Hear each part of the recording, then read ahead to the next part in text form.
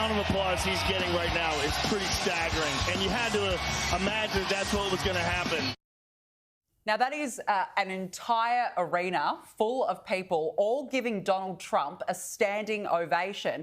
And it makes you think, he's always had an ironclad base, James. Yeah. We know this. His supporters have stood by him from the very beginning. All of his legal battles, they've said, it's nothing more than a witch hunt.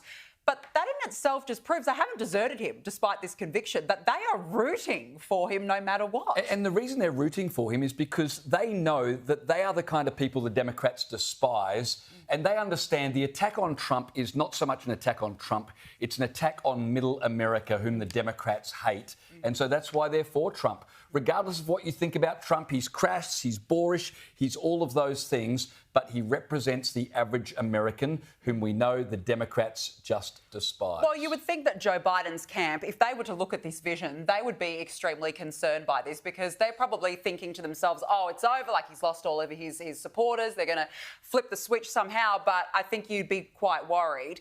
But in the end, when we look at that case altogether, it was very convoluted. If you look at the Manhattan District Attorney, Alvin Bragg, he even said that he used a law that hasn't been used before just to get Trump's conviction, which is extraordinary. So realistically, Donald Trump didn't stand a chance from the very beginning. Of course not. No. But I mean, the response of the crowd at the UFC, that's why they had to go after him and use legal contortions to try to throw Trump out of the race, because they know how popular he is. If Joe Biden's 81 million Americans, if he's that popular, why are they going to such extreme lengths to try and remove Trump? Correct. You've got to ask that question. Absolutely.